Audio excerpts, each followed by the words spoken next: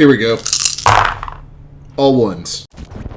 After finding only war among the stars, the Terrans defeated their great enemy, a people known as Villani. These Villani ruled a brutally oppressive imperium known as the Zhunastu, or the Grand Empire of Stars. When these interstellar wars ended, Vargr was faced with the issue of rebuilding a fallen empire made up of thousands of worlds. Though difficult, this rebuilding process would establish the Terrans as a new center of political authority in charted space. This new authority took the form of the Rule of Man, a second imperium led by the Terrans that rose from the ashes of the Zhunastu. Though the Terrans would lead this new imperium into an age of glory and freedom that lasted for nearly 400 years, they were however in the end unable to hold back the tides of chaos that were only held at bay by the delicate balance of the rigid Villani social order, an order the Terrans were determined to dismantle. Though the Rule of Man enacted many reforms that found new freedoms for all under their rule, they had not addressed the economic collapse these reforms caused, sparking the slow but inevitable collapse of the interstellar community as a whole, causing the Rule of Man to be known to history as the Ramshackle Empire, plunged all of charted space into a new dark age that made all wonder if humanity could survive the coming darkness of long night.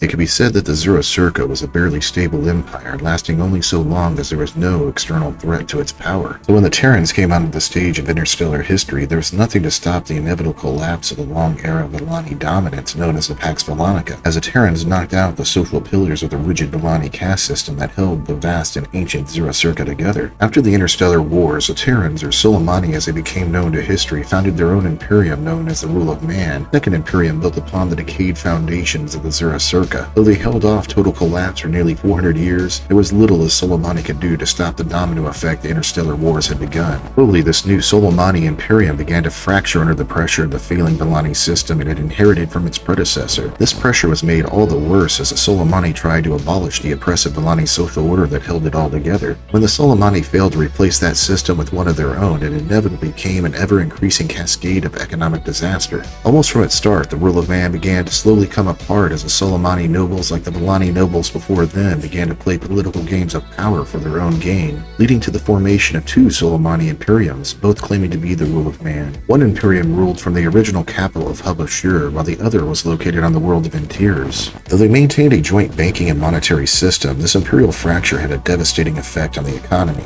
chaos of which led to total financial collapse in negative 1776 when the treasury of the Hub Ashur Imperium refused to honor a monetary issue from the treasury of the Intirs Imperium. This simple but careless act caused all to lose faith in the imperial banking system, leading to the end of large-scale interstellar trade that was needed by both imperiums to sustain themselves. This event is arbitrarily considered by the historians of today as marking the beginning of the era known as Twilight, an era that marked the beginning of decline for interstellar civilization. As for when the fall of the Rule of Man came at last, there was no longer a regulatory body to facilitate trade or a navy to protect the trade lanes. Even a central currency was no longer reality, causing the collapse of the interstellar community as a whole. This collapse had grave consequences for the worlds of the fallen Imperium, as under the Zhunastu, the Villani had isolated the reduction of the many worlds they ruled. This economic system made certain that each imperial world would be interdependent upon the goods produced by another to survive, ensuring that no one world would become too self-sufficient. This interdependence was not by accident, it was a means of control by the Zhunastu. By making certain each world they ruled could not survive alone, they also ensured they would be dependent upon the monopolized trade conducted by the Villani nobility. This trade was a way to ensure the loyalty of these worlds to the Shadow Emperor while maintaining their economy. Though the monopolized trade system of the Villani was abolished under the Rule of Man, the state of interdependence remained as the military regime of the Solomani saw no need to address the issue, causing more and more economic collapse with every reform enacted by a new emperor. This planetary interdependence had grave consequences, causing a domino effect on the many worlds of the now fallen Imperium. But with the loss of interstellar trade, they also lost their ability to maintain important technologies and infrastructure, as the goods needed to maintain them were brought in by off-world trade. This then caused a decline in technology, technologies that were needed by the many splinter factions of the old Imperium to build jump drives. This left many worlds without the ability to build jump ships, and those who could still had to maintain them the best they could with what little they had. With the lack of jump-capable ships, the early splinter states of charted space one by one lost contact with one another until there were only a handful of worlds left that could maintain interstellar communication, causing the interstellar community to shrink with every jump-capable ship lost to the ravages of decline brought on by the era of Twilight, till only the brave or foolish would dare to travel the sea of stars, leaving the many worlds of humanity lost and alone in the darkness of space. The end of the era of Twilight is considered by most to be negative 1526, when Emperor Eduardo, the last known ruler of any governmental body claiming to be the rule of man, died. Emperor Eduardo ruled the Habashura Imperium from the world of Celia, the last vestige of both the Zhunastu and the rule of man. With his death, the last light of civilization died with them. Even Celia had its own imperial flame slowly burn out, forcing them to look inwards on themselves. Just like the many other worlds of charted space, they too descended into war and barbarism, ushering in the age of utter darkness known as Long Night.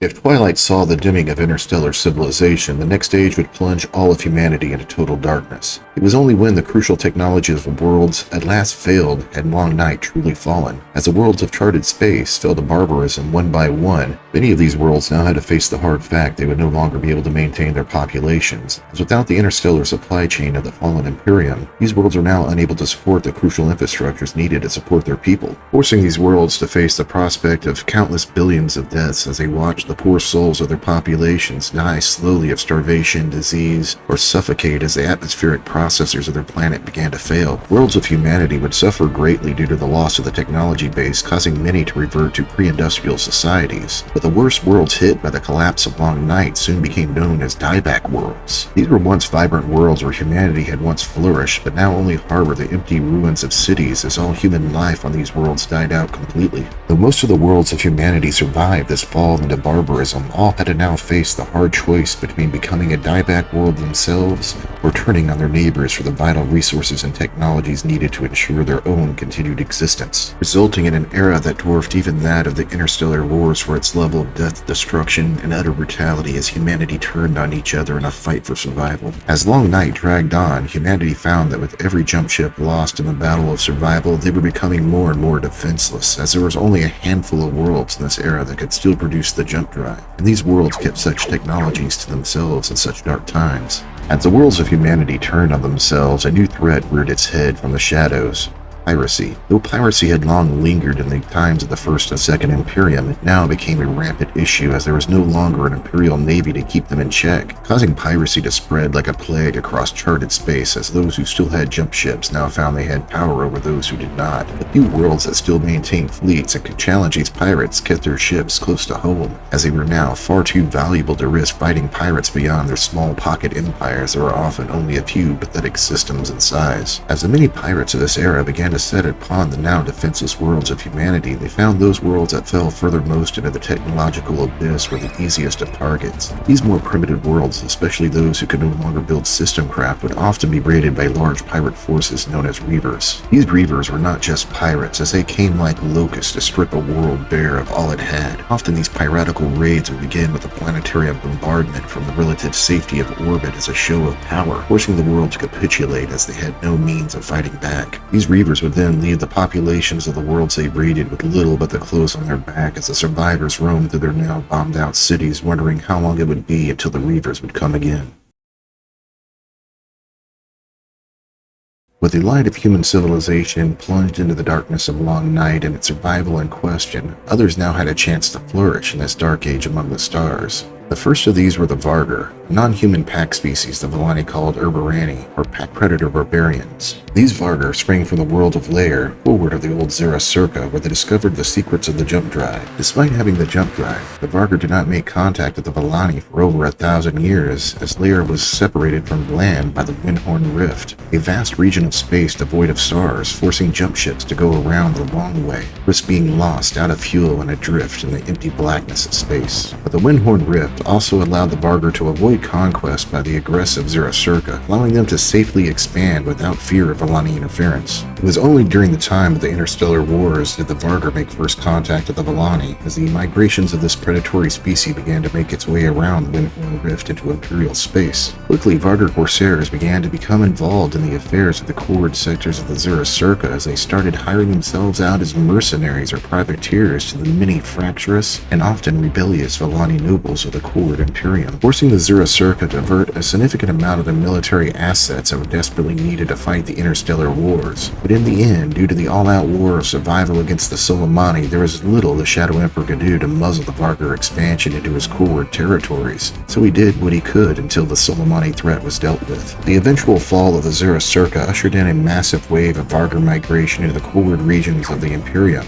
an issue the newly founded Rule of Man had to address. This constant threat of Vargr piracy and raids forced the Solomani emperors to launch many military campaigns in the core sectors of the new Imperium in an attempt to stem the ever-growing tide of Vargr rushing into the isolated region. But as the Rule of Man slowly came apart and Twilight fell, the Vargr and their feared corsairs became an ever more common sight in the core sectors of charted space. When Long Night at last came, the ever-growing tensions between humanity and Vargr exploded as there was no longer anyone to keep the alien corsairs at bay. Though the Vargr were fewer in numbers and less organized than human pirates such as reavers, their tactics were far more savage, befitting their predatory nature. Where reavers would leave a world destitute after they pillaged it of resources, the Vargr corsairs would often massacre large portions of a world's population if they refused tribute or offered any resistance, leaving the devastated planet as an example for the next world that faced the prospect of a Vargr corsair fleet showing up in their system. These tensions came to a zenith in the Gashikan sector far to the core edge of charted space. There, a Vargr corsair fleet attacked the garden world of Gashikan with nuclear weapons, leaving the human inhabitants of the world to survive the coming nuclear winter the best they could after the Vargr plundered the world of all the resources a population needed to survive this global holocaust.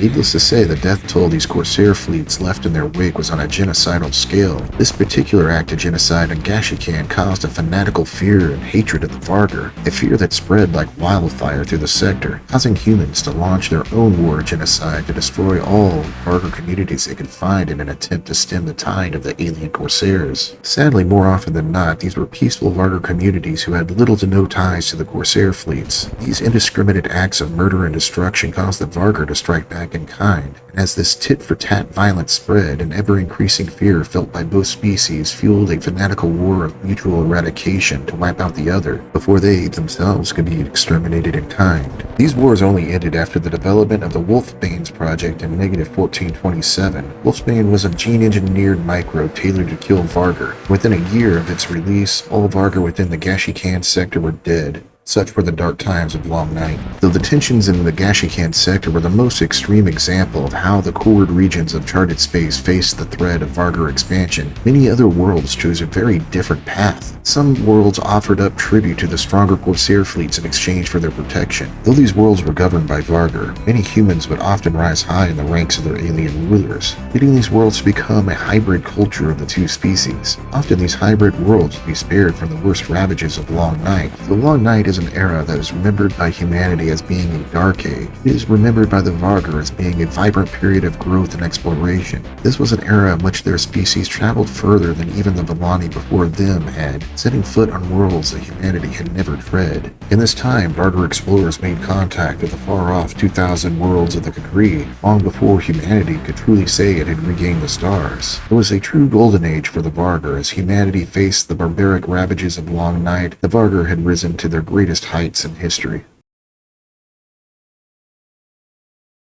While the Vargr found themselves in a golden age, another species found the room to spread out among the stars. As the civilization of humanity's Imperium fell into darkness, a territorial non-human species known as Aslan were taking their first steps into the interstellar stage, having developed the jump drive in -1999, just a few short centuries before the Rule of Man fell into the era known as Twilight. The Aslan were able to spread out among the stars as the Rule of Man halted its expansion to deal with the eternal matters of their collapse. planets. Since the time of the interstellar wars, humanity had made a slow migration into the world's spinward of the Imperium. This migration brought humanity close to the Aslan homeworld Akusu, so it's no surprise that the first species encountered by the Aslan were those humans living in the spinward frontier of the rule of man. At first, the Aslan, with plenty of untouched worlds to settle, had conducted peaceful trade with humanity, especially the Troll-Yiwi clan, who were one of the two clans who held a monopoly in Aslan society on jump travel. The Troll-Yiwi clan, knowing full well that the technology of the humans far surpassed that of their own, would endeavor to maintain peaceful trade with humanity throughout this early era of Aslan expansion, trade that would generate great revenue and keep the clan's coffers flowing.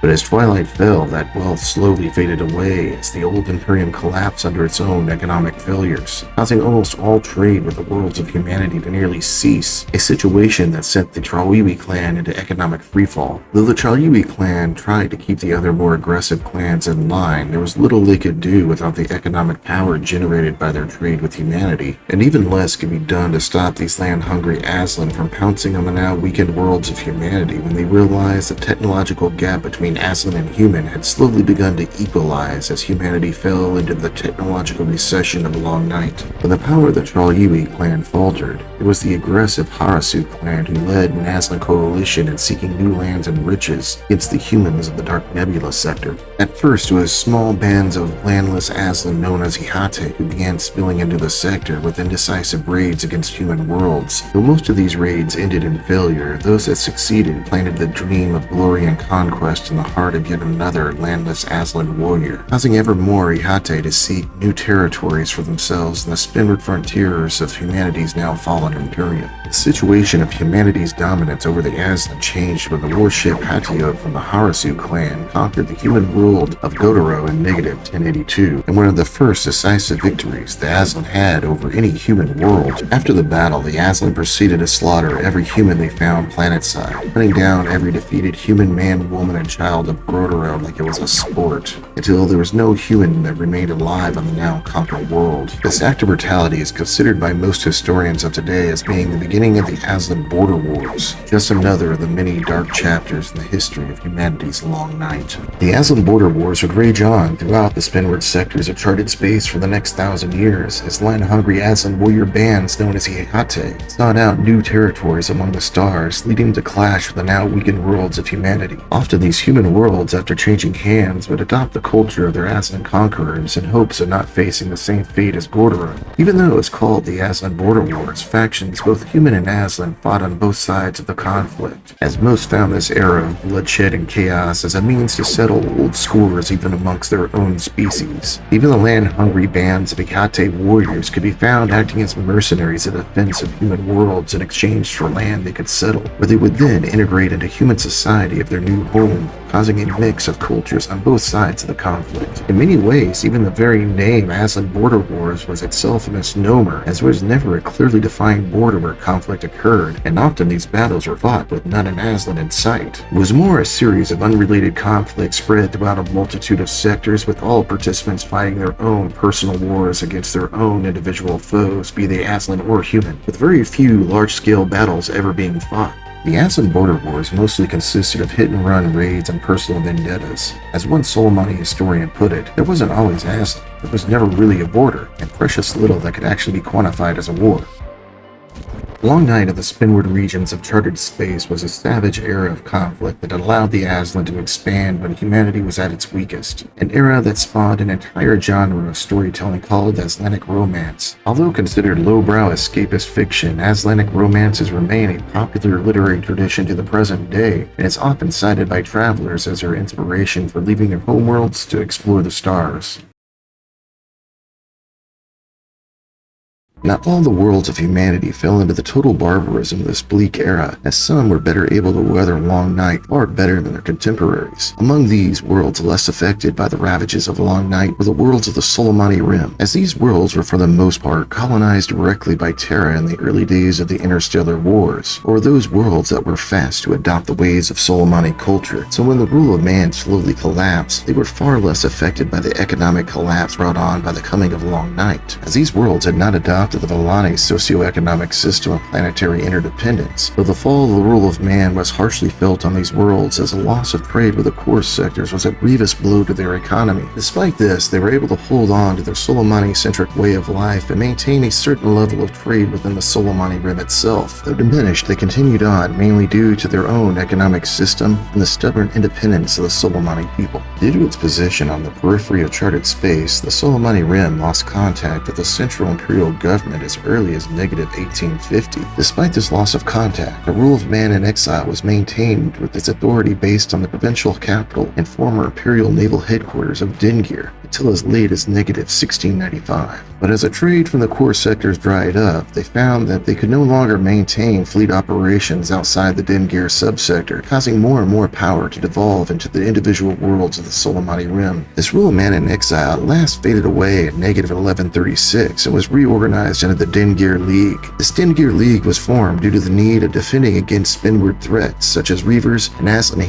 fleets who would often spill over into the Solomani Rim, looking for easy prey as the Aslan border wars raged in the spinward sectors of Magyar and Dark Nebula. The Dingir League were in a prime position to defend these spinward Solomani colonies as they controlled the last remnants of the Imperial fleet in the Solomani Rim. Though they did not have the economic power of their former Imperial glory, they did, however, have firepower. And in the dark times of Long Night, that was often all you truly needed. It was as the Dingir League retreated from the Sol subsector that the Terran mercantile community rose to fill the void of governments it left in its wake. The Terran mercantile community was formed in the later days of the rule of man during the political unrest caused by the long-standing feud between Emperor Michael O'Connor and the Governor-General of the Solomani Rim, Tamut Nakome. This feud was settled with the public humiliation of the Emperor and the formation of the Solomani Rim Autonomous Zone. This Autonomous Zone gave the Solomani people autonomous rule within the rule of man itself. With this new autonomy, the Solomani founded the Terran Mercantile Community, a non-governmental mercantile association who operated a powerful trade fleet separate from the Imperial Navy. Though the ships of this trade fleet were not allowed to technically be classed as warships, they often pushed the legal limits of the defensive weaponry they deployed. After Long Night fell, the Terran Mercantile Community with its powerful trade fleet had a solid military and economic power base to maintain what they could around the Solomani homeworld of Terra. When the Imperial fleet in exile withdrew to the Dingir subsector, it allowed the Terran Mercantile Community to merge with its longtime trading partners and the oldest Solomani colonies located in the Sol subsector to form the Old Earth Union in negative 1110, where they quickly became the self-proclaimed inheritors of the old Terran Confederation as they worked to ensure the oldest Terran colonies could weather Long Night. The Dingir League, with its military culture and the economic power of the Old Earth Union, were not the only states of the Solomani Rim that were able to weather Long Night, as they were joined by the Botan League, the Arturus Federation, Easter Concord, and the Vegan Polity. Together, these pocket empires formed a loose coalition known to history as the Solomani Rim States. These Rim States were islands of stability in a sea of chaos. Though they were sometimes rivals and even fought wars with each other, these Rim States were able to provide some semblance of stability to those within their sphere of influence throughout the era of Long Night, and were even able to offer assistance to Solomani colonies as far away as the Magyar and Dark Nebula sectors in the form of military support and humanitarian aid. While other more adventurous Solomani seeking refuge from the ongoing Aslan border wars with the support of the Solomani Rim States began to settle new worlds of their own in the far-off places such as the Gateway Sector. Though Long Night was a dark time in the Solomani Rim, these Rim States were better able to hold back the tides of barbarism while the rest of charted space came apart at the seams. As the Solomani were in a better position to support not only themselves but help others in their time of need, were even able to spread their influence out among the stars, thanks to their lack of reliance on the old traditional ways of the Zhunastu that filled so much of the rest of charted space. As the many scattered tribes of humanity faced their worst catastrophe in interstellar history, there still remained a few small pocket empires like the Solomani Rim States, who shined in this dark era. Some were former imperial factions, others mighty trade empires, while some were even kingdoms carved out by the feared Reavers. Though small and diminished compared to the mighty spacefaring civilizations of humanity's glorious past, these small pocket empires would sometimes promise an end to Long Night, as they established a brief resurgence emergence of interstellar trade and communication, but they were all merely false dawns as they proved to be just as unstable as the ramshackle empire that came before them, and in the end, like it, all failed, causing Long Night to drag ever on. But one such pocket empire in the core sector of the old Imperium proved to be somewhat more than a false dawn. The Celian Federation formed around the world of Celia, a homeworld of the minor race known as Celians. This world was once the last vestige of anything that could legitimately lay claim to being the old Imperium,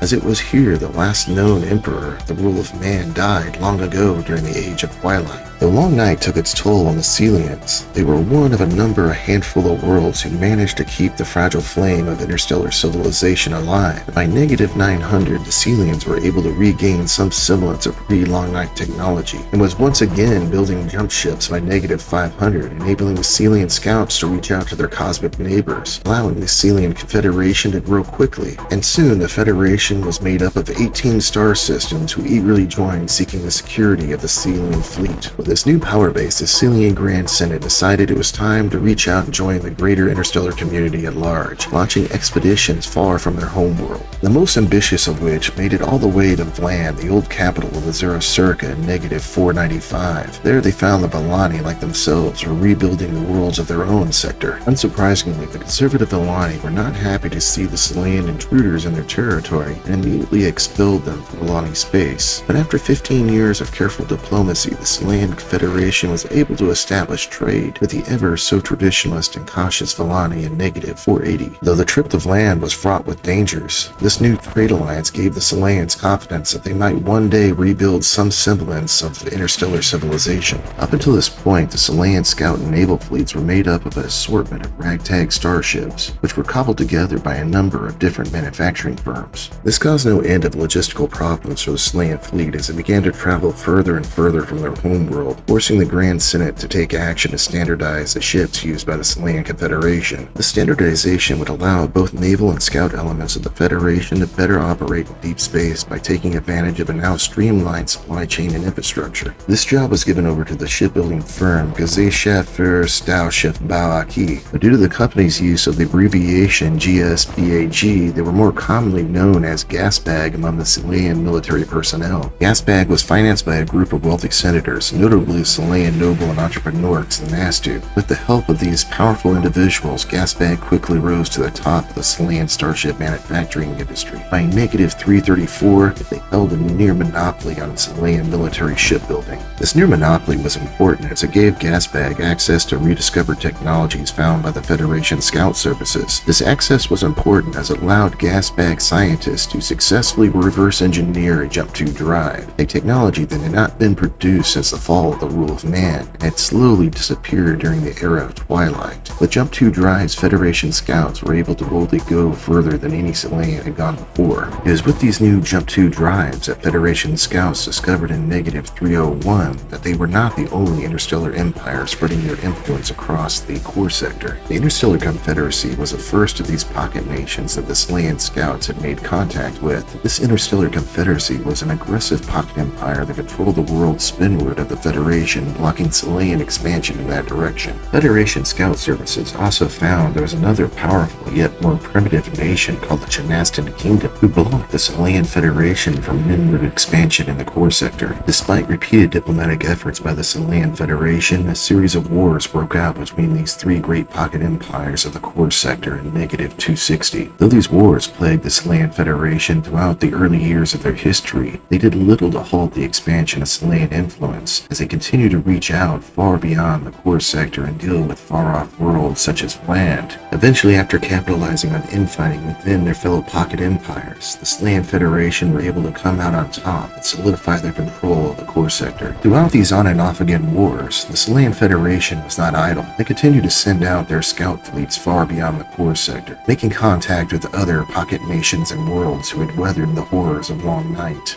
and making diplomatic contact and establishing new trade routes such as the trade corridor of land now called the Anielak Run. These far-flung expeditions and diplomatic missions laid the groundwork for the modern scout service of today, but more importantly, they built the foundations of greatness to come. Federation, with its now mighty fleet, no longer had any obstacles left in the core sector to halt Selayan influence from spreading like wildfire in every direction. Now the Selayan Federation only needed someone to lead them into greatness. Enter the Zhunastu family. The Zhunastus were an exorbitantly wealthy family of Solomani descent that still laid claim to the old ruler man title of the Grand Duke of Celia. This was a title that still held great weight and importance within Selayan society, so it was no surprise that it would be them who rose to lead the Federation into greatness. The wealth of the Zhunastu family came from the developments in fusion power technology, specifically the creation of a small transportable fusion plant called Fusion Plus. These Fusion Plus plants could be manufactured on Celia and then transported to off-world to fill the power needs of more primitive worlds who lacked the industrial infrastructure to produce such power plants themselves. This technology was a great weapon in the fight to bring civilization back to the worlds of humanity. It also generated great wealth that filled the pockets of the Selayan people, especially those of the Zhunastu family. Felix was the head of the Zhunastu family and was a true Renaissance man of his time, a man who dreamed that one day the Selayan Federation would become an enormous trade empire at the center of a reborn interstellar community. Felix also found that his hands were tied by politics. Though his wealth and title gave him vast influence in the Grand Senate, many other powerful figures felt the Federation should slow down their expansion to consolidate their gains. Knowing this political faction would be a roadblock to his goals for the Selayan Federation, Felix set in motion a long-term plan that would ensure his family's legacy. Using the fantastic wealth of the Zhunastu family, Felix began to manipulate the Grand Senate of the Federation into giving the president vast sweeping executive powers, and began grooming his son, Cleon Zhunastu, for the job. The methods used by Felix have been debated in the annals of history up to this very day. Though no proof has been found, it is commonly believed that he used more than just his family wealth to manipulate the Grand Senate, with outlandish claims by less than credible historians that Felix was able to hire the talents of scions, use their feared psionic powers to manipulate the minds of the Grand Senate to his cause. While those in more esoteric circles have made claims to Felix using the mystical Villani practice of psychohistory to manipulate events in his favor, whatever the truth of the matter may be, Felix laid the groundwork for his son Cleon's ascension well. It is said by many that Felix's son, Cleon Zhunastu, was born to greatness, but in truth his father was a Grand Duke of Celia and his mother was a Villani consort. Despite Cleon having little if any Selayan ancestry, he was able to rise high in the politics of the Selayan Federation thanks to his rule of man era title of Grand Duke, and the well-laid plans of his father who had groomed him from birth to be a great leader, who had used the Zhunastu family's fantastic wealth to put Cleon in the right political circles, ensuring his political advancement within the Selayan Federation.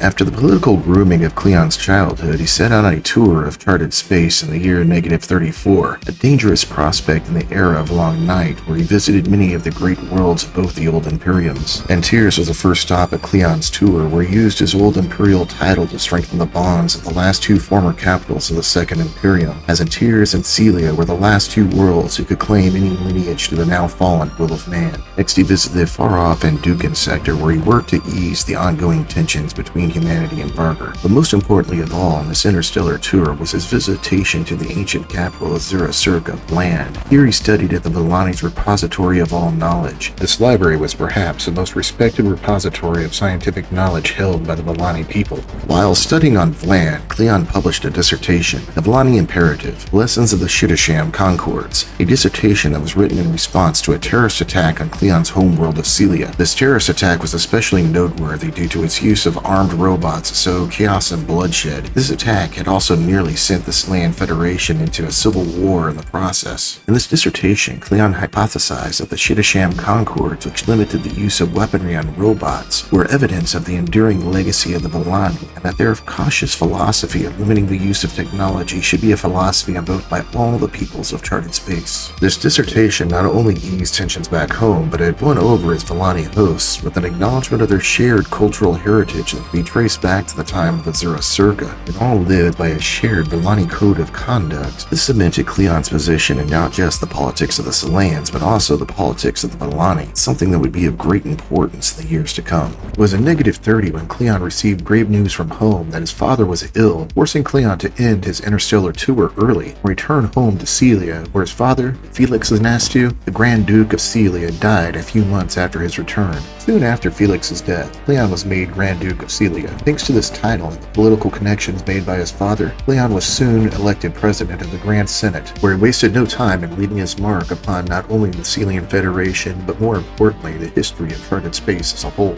In Cleon's first year as president of the Grand Senate, he began to actively recruit new worlds to the Celian Federation with a focus on land. For if he could sway the Volani into joining the Federation, their cultural influence would be invaluable in his family's plans for rebuilding the interstellar community, as Volani's impact in both interstellar history and culture would be a powerful tool in influencing worlds to join the Federation through diplomacy, as Volani culture still held significant sway throughout the cultures of the Old Imperium. Diplomatic ties between Celia and Bland had been developing well over the centuries, long before Cleon had began his scholarly work there, though this scholarly work did have a major impact on bringing the two worlds closer together, especially now while Cleon was president. It was only after years of hard work and diplomacy that Cleon gave a public speech on the world of Celia, announcing that the Volani had decided to join the Celian Federation, and that Celia and Bland would rise to new heights of greatness together. Cleon also expressed his gratitude for the trust the Volani people placed in him, vowing to leave their social institutions intact. This new union ensured that the rise of the Celian Federation was far more than just a false dawn, and there was at last a bright future ahead for all the peoples of humanity. Coming years, it seemed Cleon was everywhere, putting out brush fires, dealing with important diplomatic issues, or welcoming new worlds into the Federation, all while laying the groundwork of something much bigger to come.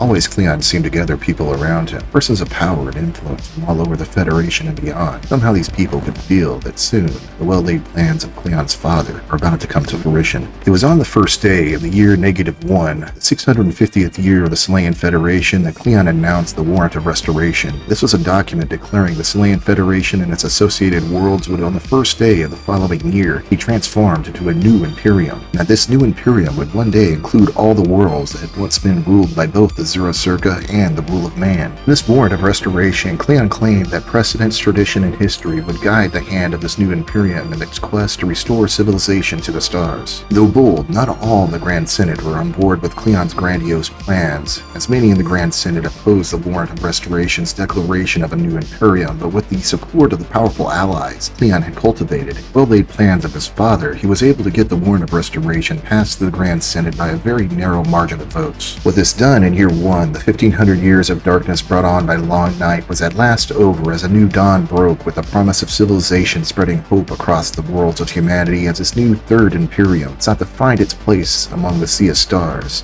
That, travelers, is a tale for another time. Do you remember the cradle of our people with its amber waves of grain, snow-tipped mountains, and vast, beautiful oceans? That birthplace of the Solomani people we call Terra. We at the Solomani Party remember her well, and how she was torn away from us by the brutal hand of imperialism. But for only $1 a day, you too can help bring our birth world back into the fold of the Solomani Confederation.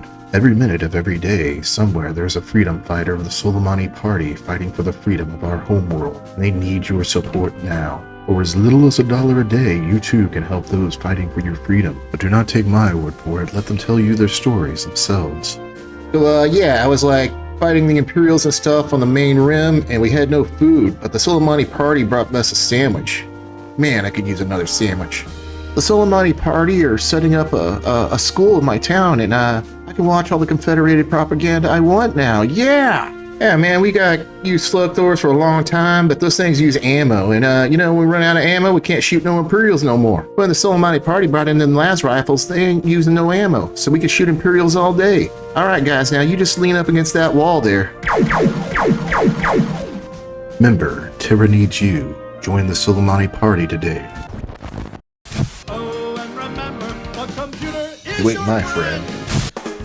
Live from Prince Edward's Island, it's Worm Talk, starring your This guy host, should run for Uncle president. Zon. As the debris of destroyed ships fell from the sky like fiery rain upon the homeworld This of the again? Terrans.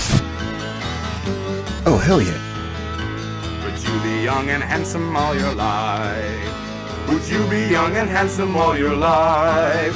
Well, the odds are good that you will be dead by 22, so you will be young and handsome all your life. Hero is a four-letter word. Hero is a four-letter word. Just another term for fool, and you'll learn well in our school that hero is a four-letter word. Hero is a four-letter word. me to go sign up.